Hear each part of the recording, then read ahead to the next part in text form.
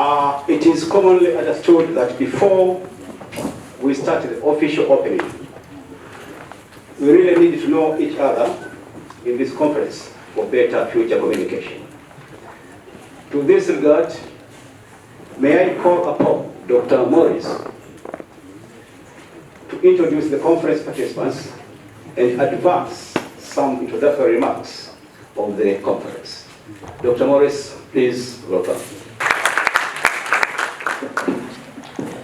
Hello to all of you. Welcome. I'm very happy to see you here, and thank you very much both to our guest of honor and our honorable guests, and to all of you, for some of you to having come from very far to either present or just to listen and learn, and I hope that that we will have something to learn from each other. I'm perfectly positive about that. I very much thank TPRI for having accepted to host this conference, and especially the Director General, Dr. Molel, who will say a few words later. So such a conference is teamwork, and this is why I want to thank the other members of the organizing committee, which is Dr. Lekay, Dr. Verangovi, maybe you can stand up, or I'm not sure. Dr. There you go. And also Nathalie Jass, who is a colleague from France, and who would have very much liked to be with you here today, but who unfortunately, due to health reasons, needed to stay in France. You will be able to listen, you will have the privilege to listen to her tomorrow, because she proposed to play the role of the discussant of the second panel by video, so you will have a chance to listen to Nathalie. I also thank the members of the scientific committee. Some of, I'm not sure if anybody, yeah, some are here. I very much thank the local organizing team from TPRI. And could the members of the organizing team stand up, please, if they're in the room?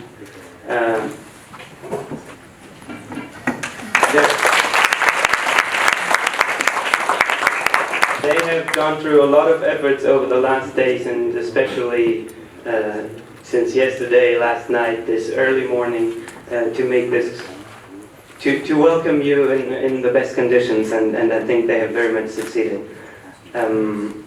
Also, if you have any questions, we try to have those of us who have name tags with these strings, they might be able to help you if you have any questions. Maybe not.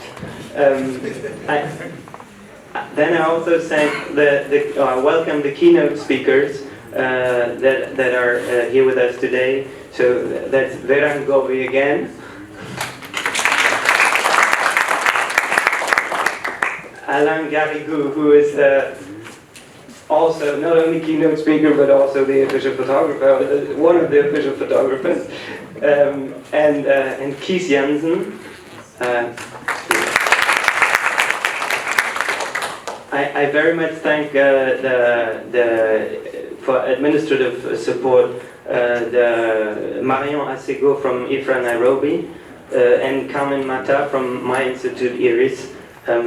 Some of them have booked your plane tickets, booked your hotel, organized. I didn't know there were so many things to organize for such a conference. Had I known, I would probably have not organized it, but that's another issue. It's co-funded, the conference has been co-funded by several institutes. Jambo. Bonjour. Good morning. Yeah, my name is Margaret Molel, and I'm the Acting Director General of Tropical Pesticides Research Institute. It gives me a great pleasure to extend to you all a very warm welcome on behalf of the management and staff of TPRI. We are so happy to have you all here in Tanzania, and in particular at the Tropical Pesticide Research Institute. I hope you had a nice journey from your homes, and I hope you will enjoy the cool weather of Arusha. I believe that the diversity of expertise amongst the participants will enrich our understanding of various topics that will be discussed during the conference. I therefore wish you every success in this 4 days conference and a pleasant stay in Arusha. Ladies and gentlemen, without wasting much time, I would like to introduce to you members on the high table. And starting from the far left, we have Dr. Ephraim Jau. Dr. Ephraim Jau is the Acting Director of the Department of Technical Services and a member of management of TPRI. Seated next to him, I don't think I need to introduce him again because he has already introduced himself, Dr. Moritz. Then I will skip a very important person in the middle. And then next to him is Professor Eliningaya Kweka. Professor Kweka is the Director of Research from TPRI, and he's also the member of management. Seated next to Professor Kweka is a representative from the Embassy of France to Tanzania, Cecily Forbet. Please wave to the participants and say a word. And the last is Mrs. Victoria Ngowo. Ngowo comes from the Plant Health Division from Ministry of Agriculture, which is in Dodoma. Karibu sana. So with this introduction, I once again thank you all for finding time to attend this very important conference. Thank you very much.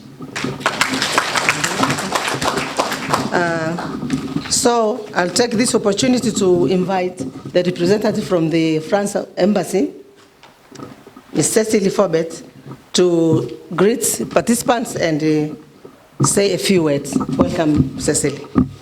Minister of Agriculture. Representative donors of this conference led by Dr. Maureen Huntsman, representative of Assistant Director of the Plant Health Services Ministry of Agriculture, Acting Director, General Tropical Pesticide Research Institute, Management of the Tropical Pesticide Research Institute, Scientist and Researcher, Scientist and Organizing Committee of this conference, dear journalists, representative radio, TV and newspaper, ladies and gentlemen. It is a pleasure for me to be here with you today to open this first international conference on pesticide politics here in Tanzania. I'm impressed by the quality and the diversity of the researchers and scientists gathered here in Arusha. I'm very happy to announce that the French Agency for Development has expressed his interest to support a project in the framework of the ASDP2 in the areas of territorial development, agriculture productivity and profitability, processing zone of climate-smart agriculture. The Ministry of Agriculture has welcomed the French Agency for Development to support the sector and is expecting to share concept notes of the priority projects for the government that could fall into these pre-identified areas. In the field of higher education, the French Embassy led a policy toward the university to promote partnerships between the French and the Tanzanian universities and Center of Research. I can quote the CNRS, the Institute of Research and Development, MUAS University, represented here today by Professor. We also provide scholarship to sustain the Tanzanian students who follow the master or PhD in French university. These scholarships will be given priority to the students following studies in the field of sustainable agriculture and climate change. Some of them are here today. Beyond our action in Tanzania, I would like to stress that France has invested 10 years of research in agroecology in southern countries through the French Agency for Development and our research center, CIRAD and ERD. These researchers have shown that agroecology can constitute a viable economic, environmental, and social alternative to conventional agriculture. For France, these conclusions are particularly important in the view of the climate change challenges. The agroecological approach is indeed a very innovative way to strengthen sustainable livelihoods of smallholders farmers, but also to ensure the biodiversity and preserve and that agriculture is also resilient to climate change. France continues to remain at the front of international negotiation on climate change and biodiversity protection. And that perspective, we have been and we will continue to initiate and host a variety of events related to these global challenges. The One Planet Summit in Nairobi, I can quote, the World Congress on Agroforestry, that's just happening now in Montpellier, and the World Congress of International Union for Conservation of Nature to be held in Marseille in 2020, the World Congress of the International Federation of Organic Agriculture Movements, which will be organized in France in the city of Rennes in 2020. So many events. Having said these few words, I hope that I have convinced you that France's genuine and long-lasting commitment toward agroecology as a way to both elevate poverty and to preserve the biodiversity in the context of climate change. I wish you fruitful exchanges during these 4 days of conference for a new approach of agriculture, combining productivity and resilience to climate change. Thank you for your attention. Yeah, got independence. It is during colonial period. And it was given a mandate of carrying out research on the use of pesticides that were to be imported for agricultural use and for public health, specifically for the control of pests in the tropics. After independence, 1961, TPRI continued to operate under the East African Community until its collapse in 1977. So currently, TPRI is a government institution under the Ministry of Agriculture, and it was established by the Act of Parliament number 18 of 1979. The Institute is mandated to conduct research and deliver technical services on matters related to pests, pesticides control, and pesticides control. Other activities include biodiversity conservation and management through the National Herbarium of Tanzania, where they preserve plant genetic resources, and also the National Plant Genetic Resources, which also conserve the living material of plant genetic resources.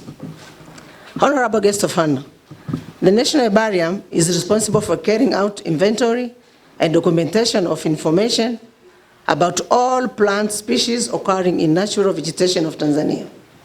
On the other hand, the National Plant Genetic Resources Center is charged with duties of collecting and conserving genetic material of crops, land races, and wild relatives of Tanzania for breeding purposes. TPRI also possesses a Center of National Plant Quarantine Services. This center is responsible for carrying out research and other technical services on matters related to phytosanitary or plant health. The center ensures that crops and plant materials either imported to the country and thus exported from Tanzania are free from pests of quarantine importance. Guest of honor, TPRI has established a section of pesticide toxicology and environmental pollution. This section is responsible for carrying out research and also evaluate effects of pesticides in the environment, meaning in water samples, soils, air and food, and animal feeds, etc. This section also has the responsibility of monitoring of pesticides exposure to human. Honorable guests of honor, in order to control quality of pesticides in the country, the Institute has taken several measures as follows. Basing on the Plant Protection Act you mentioned of 1997 and its regulation of 1999, TPRI has established a strong system of registration of pesticides and pesticide business in the country. TPRI has also modernized its laboratories by ensuring that the labs use state-of-art technology. Of recent, TPRI installed a new gas chromatography mass spectrometer, GCMS Intuvo system for pesticide analysis and GCMS equipment for residue analysis. It has also purchased and installed high-performance liquid chromatography, HPLC, for quality control of pesticides.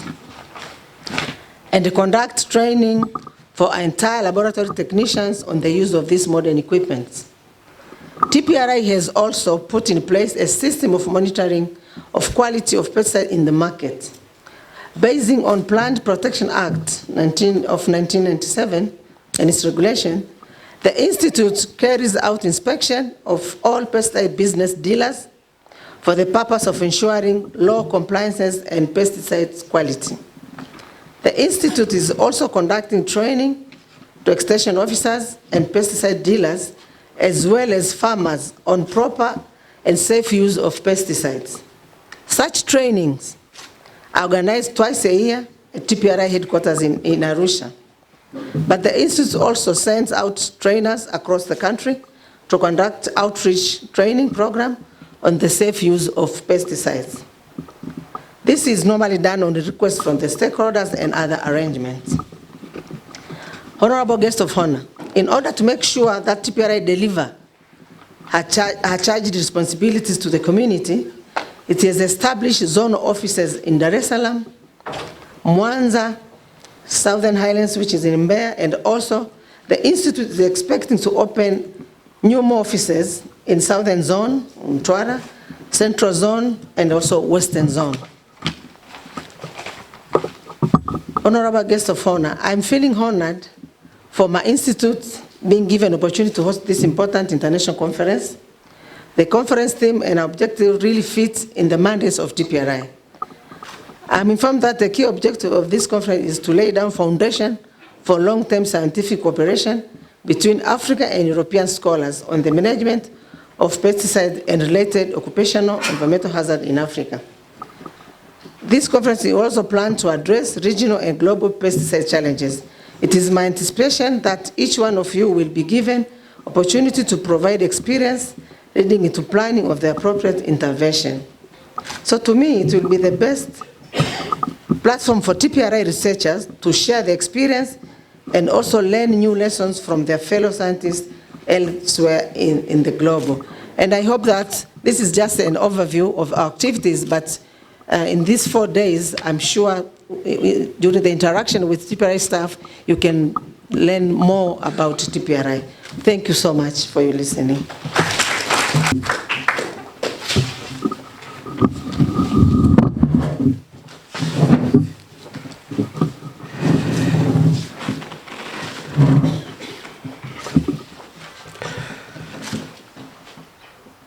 Good morning. Habari za asubuhi.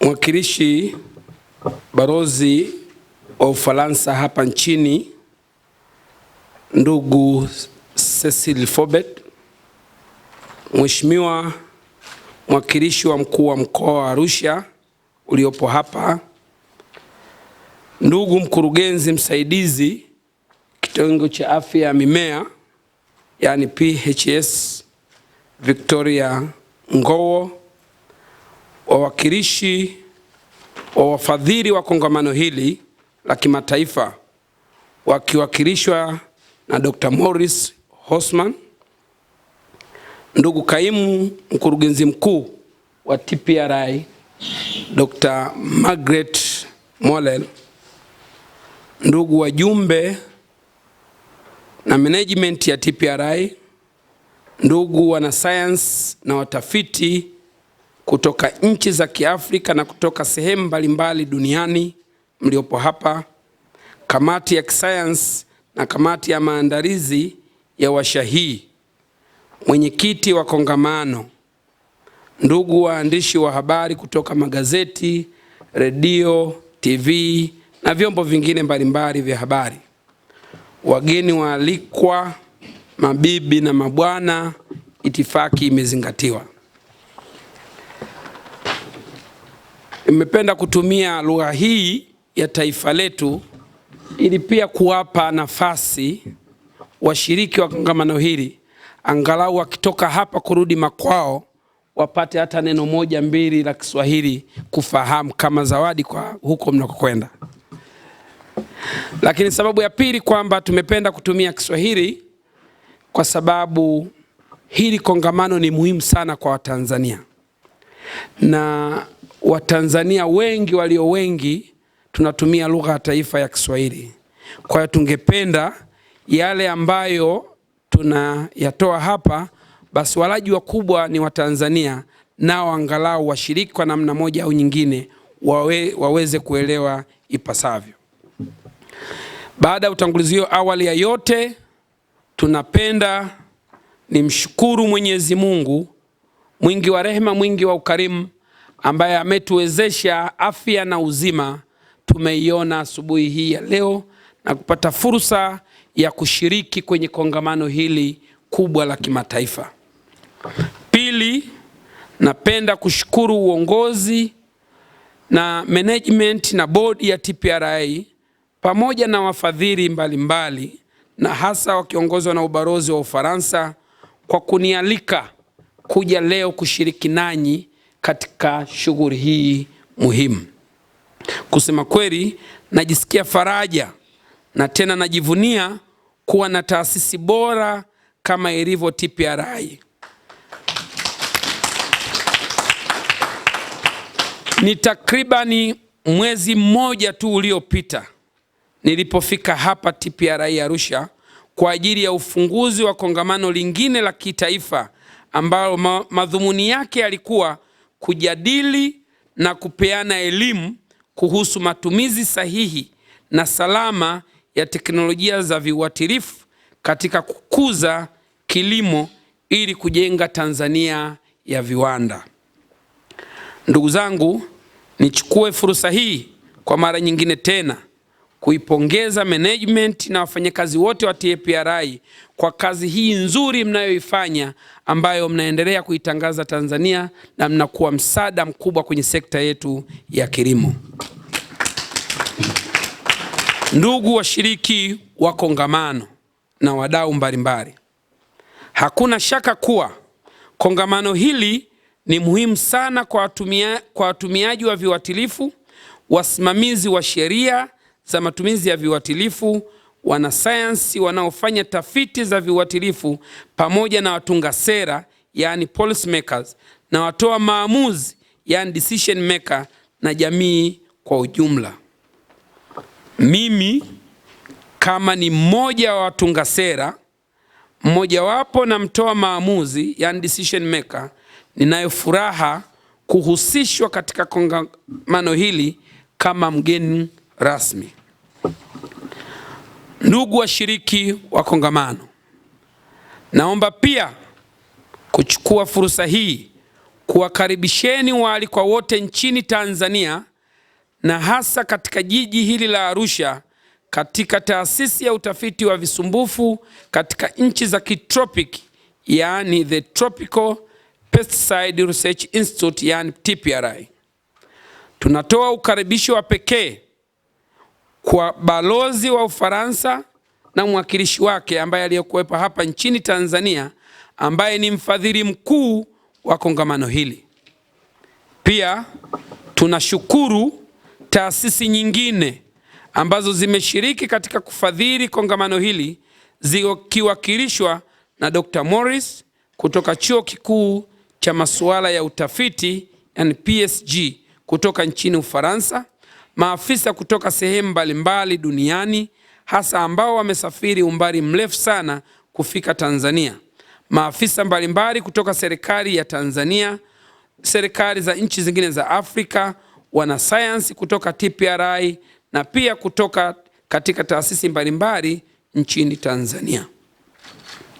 Ni matumaini yangu kuwa muda wote wa kongamano hili mtafurahia hali ya hewa na mazingira ya hapa Arusha na mtajikita kwa muda mrefu zaidi katika kongamano kwa ajili ya kufikia malengo yaliyokusudiwa. Ndugu washiriki wa kongamano, nina taarifa kuwa lengo na mada kuu ya kongamano hili ni matumizi ya viuatilifu na athari zake katika afya ya binadamu na mazingira. Hivyo, madhumuni ya kongamano hili yatajikita katika kuweka mikakati ya muda mrefu ya kisayansi ya uwepo wa ushirikiano kati ya wanasayansi wa nchi za Kiafrika na wale wa nchi za Ulaya, Amerika na duniani kwingine kwa ujumla, hususan kuhusiana na usimamizi wa matumizi ya viuatilifu na jinsi ya kupambana na madhara yanayosababishwa na viuatilifu kwa afya ya binadamu na mazingira. Nimetaarifiwa pia kwamba kongamano hili litafanyika kwa siku 4 kuanzia leo tarehe 28 Mei 2019 na litakuwa na mada mbalimbali kutoka kwa wanasayansi kupitia miradi mbalimbali ambazo kwa ujumla wake zitahusika na mawasilisho katika nyanza zifuatazo. Namba 1, matumizi ya viuatilifu na njia mbadala za matumizi ya viuatilifu katika kudhibiti visumbufu vya mazao na afya ya binadamu. 2, sheria za usimamizi wa matumizi ya viuatilifu hususan kwa nchi za Afrika zilizoko chini ya jangwa la Sahara, yani Pesticide Policy and Act for Countries of Sub-Sahara Africa, kitaifa na kimataifa. Namba 3, madhara yanayotokana na viuatilifu katika vyakula, mazingira na afya ya binadamu. Namba 4, elimu kuhusu sumu za viuatilifu na jinsi zinavyoingia katika mwili wa binadamu na kuchafua mazingira. Namba 5, tafsiri ya kiuchumi kuhusu matumizi ya viuatilifu kwa maana ya kilimo kwa ajili ya viwanda, yaani industrialization of agriculture in Africa. Ndugu washiriki wa kongamano hili, kwa kutambua na kuwajengea uwezo wadau mbalimbali ili waweze kuhakikisha kuwa visumbufu haviwi kikwazo katika kutimiza azima ya serikali ya awamu ya 5 inayoongozwa na Mheshimiwa Rais John Pombe Magufuli ya kujenga Tanzania ya viwanda na kufikia uchumi wa kati ifikapo mwaka 2020 na 2025. Taasisi ya TPRI ikishirikiana na wadau mbalimbali wa maendeleo wameandaa kongamano hili la kimataifa kuhusu matumizi ya viuatilifu na athari zake katika afya ya binadamu na mazingira. Nimearifiwa kuwa kongamano hili limefadhiliwa na PSG Research University, yani Group of Universities in Paris, na ubalozi wa Ufaransa hapa nchini Tanzania. Wafadhili wengine ni taasisi ya TPRI, Muhimbili Health and Allied School of Public Health, yani MUHAS, ya Chuo Kikuu cha Afya cha Muhimbili, Dar es Salaam, Tanzania, na French Institute for Research in Africa and Institute for Interdisciplinary Research on Social Issues vya Ufaransa. Hivyo, kongamano hili litakuwa platform nzuri ya kujifunza na kubadilishana uzoefu na utaalamu pamoja na sera za mbinu bora za matumizi sahihi ya viuatilifu katika kudhibiti visumbufu kwa nchi za Afrika zilizopo kusini mwa jangwa la Sahara. Kimsingi, kongamano hili linalenga kushughulikia changamoto mbalimbali za kikanda na kimataifa zinazotokana na matumizi ya viuatilifu, na ninategemea kuwa kila mmoja wenu atapata fursa ya kutoa uzoefu wake kwa ajili ya kupata suluhisho la athari za viuatilifu. Ndugu washiriki wa kongamano, umuhimu wa viuatilifu katika kuzalisha mazao ni jambo la wazi na muhimu katika nchi za ukanda wa kusini mwa Afrika na maeneo mengine duniani. Ndugu washiriki wenzangu, umuhimu wa viuatilifu katika kuzalisha mazao. Visumbufu vya mazao vinasemekana kusababisha upotevu wa karibia ya nusu ya mazao katika bara la Afrika na nchi zinazoendelea. Ikiwa bara la Afrika linakusudia kuzalisha chakula cha kutosha kwa ajili ya watu wake ambao wanaongezeka kwa kasi kila siku, wakulima ni lazima watumie mbinu mbalimbali za kupambana na visumbufu vya mazao yao. Hii inaashiria kuwa matumizi ya viuatilifu yanaongezeka katika nchi nyingi na vinakuwa maarufu kwa kuwa vinaaminika kuwa ni njia pekee isiyo na mbadala ya kupambana na visumbufu vya mmea na mazao. Matumizi ya viuatilifu kwa tafsiri ya wengi ni kupata mazao mengi na hivyo mapato ya kutosha na uhakika wa chakula kwa wakulima walio wengi na wananchi mbalimbali wanaoshughulika katika sekta hii ya kilimo. Suala la madhara ya viuatilifu hivi kwa afya ya binadamu na uchafuzi wa mazingira, wengi wetu hawalipi kipaumbele na hawaoni kwamba ni tatizo. Tatizo linakuwa kubwa zaidi pale ambapo wengi wanatumia viuatilifu bila kuzingatia maelekezo ya watengenezaji. Tumeona sehemu mbalimbali, wakati mwingine wakulima hawa hawapati elimu sahihi, wanatumiwa viuatilifu vinaoingia kwa njia ambazo sio za kisheria na hawajui matumizi yake. Wakati mwingine hata maelekezo ya vile viuatilifu vimetumia lugha za kigeni ambao kwao wakulima wengi hawezi kuzielewa. Matokeo yake wanatumia vile na vinaleta madhara makubwa kwa wao wenyewe, lakini pia uchafuzi wa mazingira na kwa afya ya binadamu kwa ujumla. Kwa hiyo ukiona kongamano hili, tunaamini litaleta suluhisho na njia mbadala na njia nzuri zaidi ambao kwa ajili ya kutoa elimu kwa wakulima kuhusu madhara ya viuatilifu na athari ya mazingira inayosababishwa na viuatilifu hivyo. Ndugu washiriki, ingawa viuatilifu vimeleta mafanikio makubwa sana duniani katika kupambana na visumbufu vya mazao, visumbufu vya mifugo na binadamu, pia vinasababisha madhara kwa binadamu na mazingira kwa upande mwingine. Kwa Afrika, tatizo ni kubwa zaidi kuliko maeneo mengine duniani kutokana na uwepo wa matumizi ya viuatilifu, hata vile ambavyo vimepigwa marufuku maeneo mengine duniani, hivyo kuhisiwa husababisha madhara kwa maelfu ya watu wengine. Na hili nitaka niletee msisitizo kidogo. Kuna baadhi ya wengine watengenezaji wa viuatilifu ambao wanatanguliza maslahi binafsi zaidi na faida kubwa kupata. Unakuta viuatilifu vimeisha muda wake, lakini wanavileta huku nchi zetu za Afrika ambao uchumi wetu ni mdogo, wanakuja kuviuza wakati wanajua kwamba muda wake ambao umepita.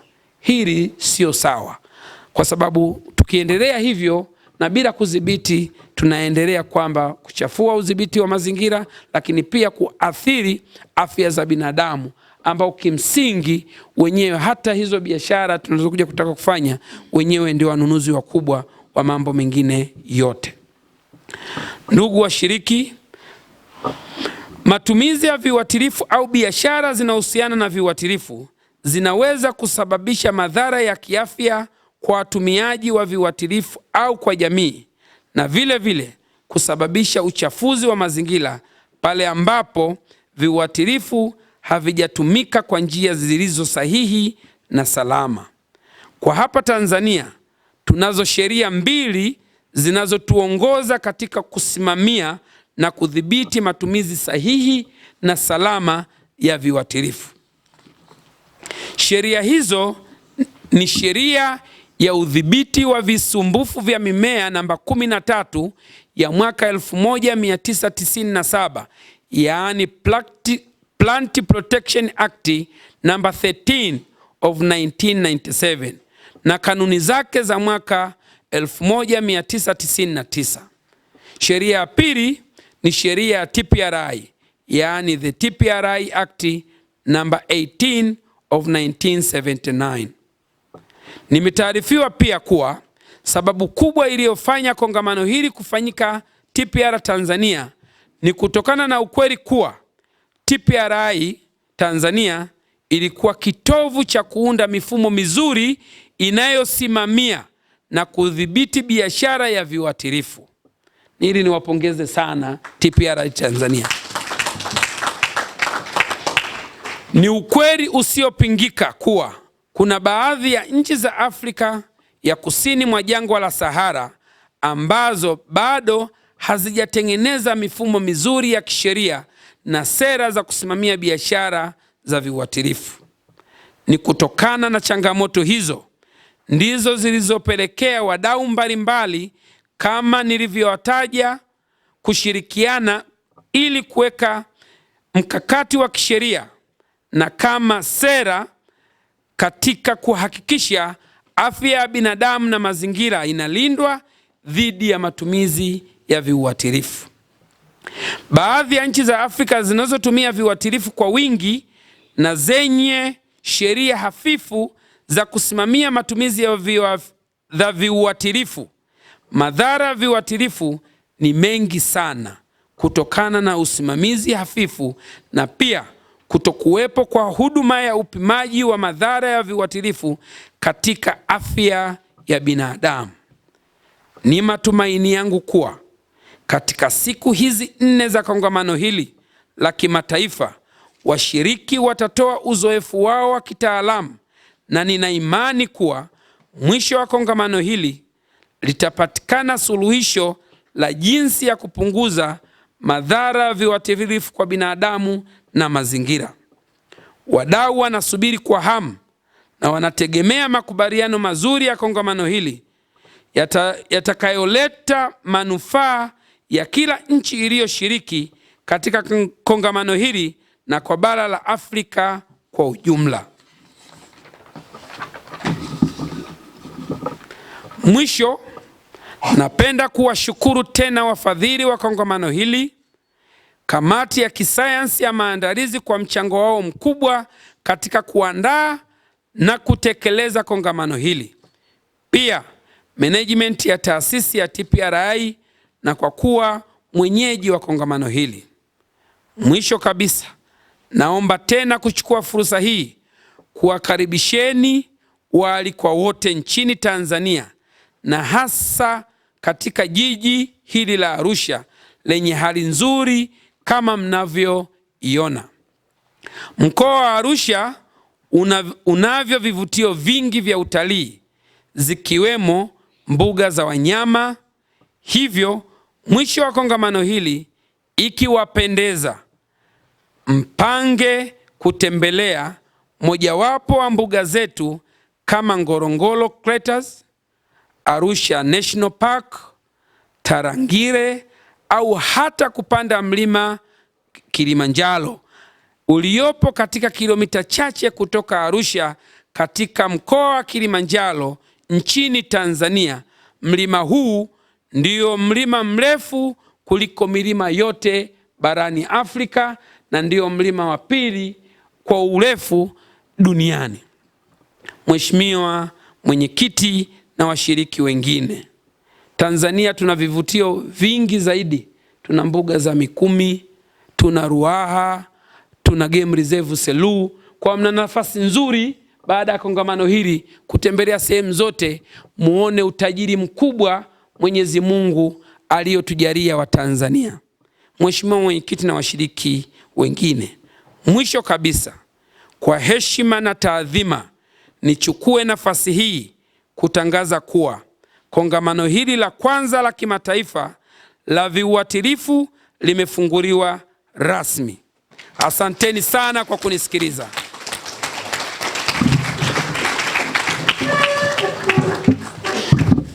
Well said by our Deputy Minister of Agriculture. His well-informed speech with regard to this conference, we have now a blessings. In other words, we can say that the conference deliberation, they've got a political support. You are free to discuss in relation to our PESA's politics in Africa, because now you have a political commitment and political support from our minister. Before I call upon Professor Kweka to view the vote of thanks, may I call Dr. Ephraim Jau to come and translate the speech of our Honorable Minister in English. Welcome, please. The minister went further, thanking the organizing committee, and also he went further saying that he is congratulating those who are the contributors to the conference. And particularly, he thanks the Research University Group of French, the Tanzanian Embassy, and the Ambassador of France to Tanzania, the Muhimbili University of Health Sciences, TPRI, and the Research Institute for Research in Africa from France. In short, he has explained the importance of having a proper methodology of management of pesticides in Africa.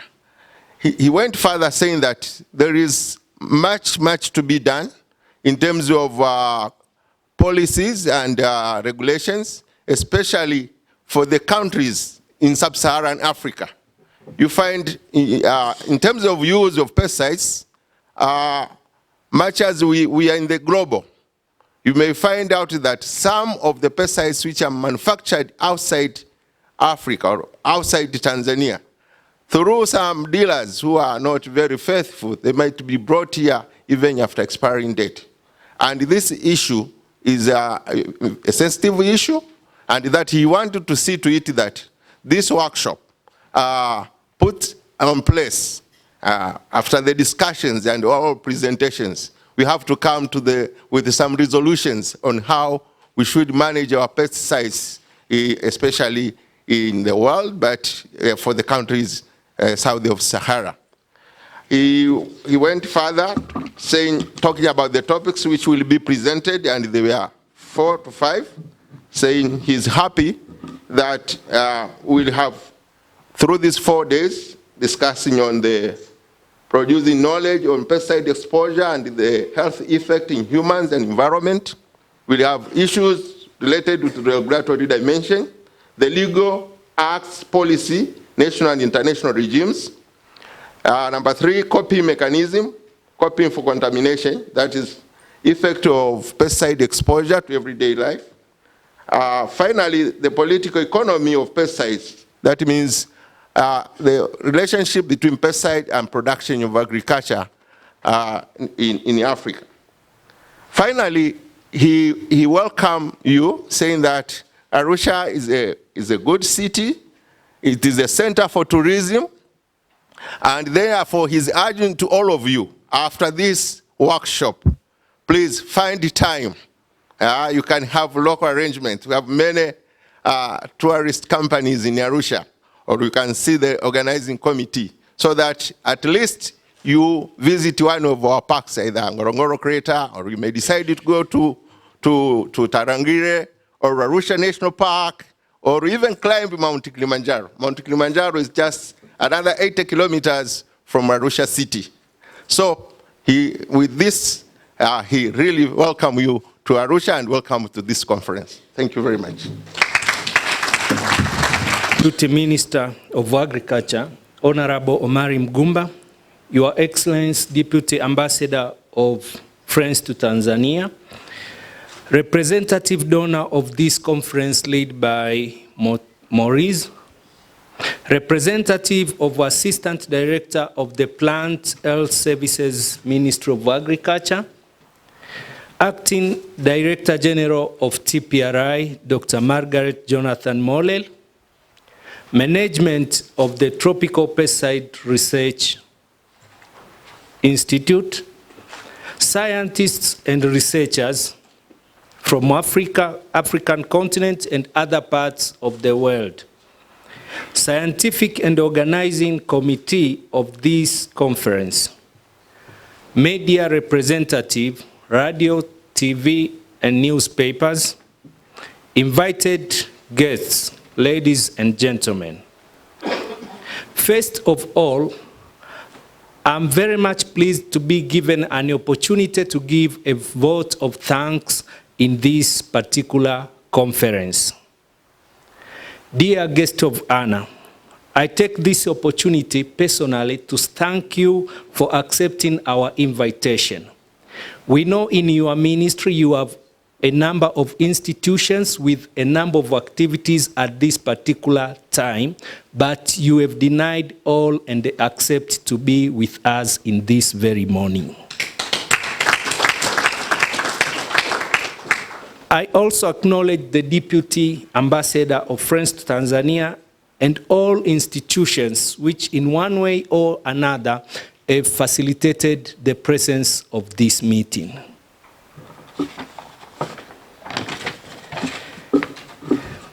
Dear guest of honor, as the Acting Director of Research at TPRI, the directorate that deals with the supervision of research activities and administrative issues related with pesticide research, pesticide management, and plant biodiversity, we feel so much honored for such an event which is going to be discussing issues related to pesticide research with people with different background at TPRI. TPRI being selected as an host of this conference. We are really honored for that. Thank you very much for appointing TPRI as the host institution.